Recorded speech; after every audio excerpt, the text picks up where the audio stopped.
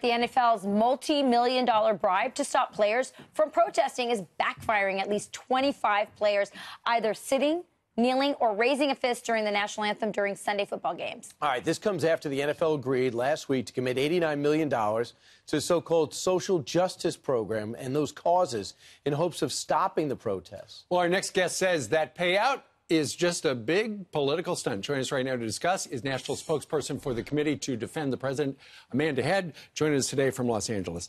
Amanda, what do you mean that close to $100 million payout is just a political stunt?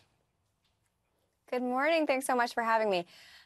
So this was basically a bartering tool that the NFL used in a more casual sense. They said, OK, we're going to donate this money. If you guys please stand. OK, guys, please stand. And they kind of got the shaft all the way around because, as you said, 25 players were still kneeling or some sort of, fist in the air or something yesterday. So the NFL players are basically saying, yeah, we'll take your money, but we're going to kneel on it. So, Amanda, $100 million is a lot of money. And in my opinion, social justice causes is sort of code word for Marxist causes, organizations probably that just encourage minorities and inner city kids to think they're victims versus empowering them.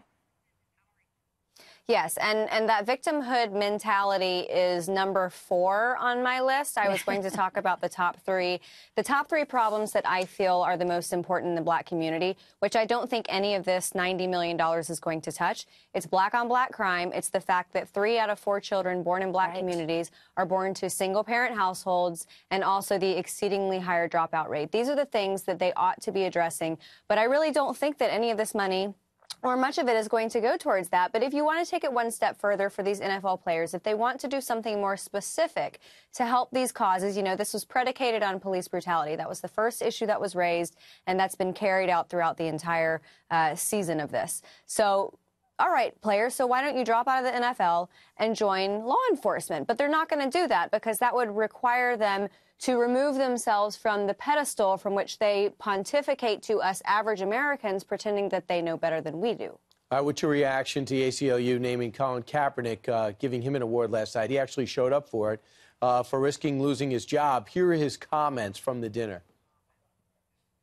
We must confront systemic oppression as a doctor would a disease. You identify it, you call it out, you treat it, and you defeat it. We all have an obligation, no matter the risk and regardless of reward, to stand up for our fellow men and women who are being oppressed with the understanding that human rights cannot be compromised. In the words of Frederick Douglass, if there is no struggle, there is no progress. Do you agree with what he's doing? Do you put it in the Frederick Douglass category?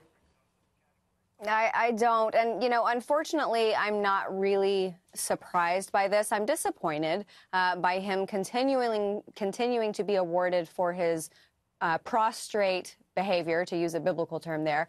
But it's not really all that surprising because the ACLU is not really known for diversifying their pool of people who receive awards. Amanda, Frederick Douglass also said it's easier to build strong children than to repair broken men, which goes to your point that this would have been better. This money would have been spent better going to programs that help build up the black family, which is so broken right now. Yeah, we need 2-parent households.